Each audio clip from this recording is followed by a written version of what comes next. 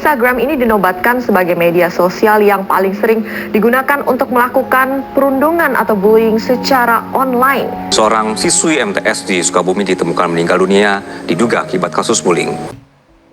Halo semua, perkenalkan nama aku Adinda Eka Febrianti. Aku dari offering A3E dengan NIM 24 013 16 022 03. Pernah gak sih kalian melihat komentar-komentar jahat di media sosial?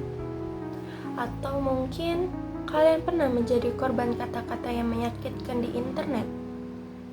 Di era digital seperti saat ini, media sosial memang memudahkan kita untuk berkomunikasi.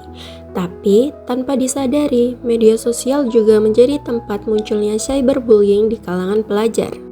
Banyak orang menganggap komentar negatif hanyalah sebuah candaan, padahal satu kalimat saja bisa membuat seseorang kehilangan rasa percaya diri, merasa takut, bahkan kehilangan semangat untuk belajar. Cyberbullying bukan sekedar masalah di dunia maya, dampaknya bisa nyata bagi kesehatan mental dan kehidupan siswa sehari-hari.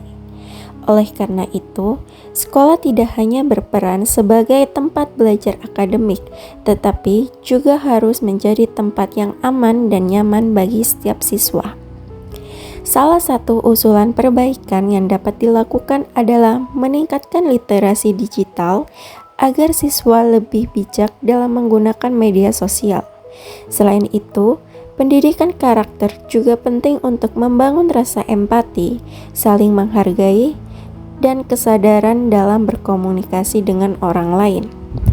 Guru dan sekolah juga perlu memberikan pendampingan serta pengawasan agar kasus cyberbullying dapat dicegah sejak dini. Dengan lingkungan pendidikan yang positif, siswa tidak hanya tumbuh menjadi pribadi yang cerdas, tetapi juga memiliki sikap peduli dan menghargai sesama. Karena di balik layar sebuah media sosial, ada perasaan seseorang yang harus kita jaga.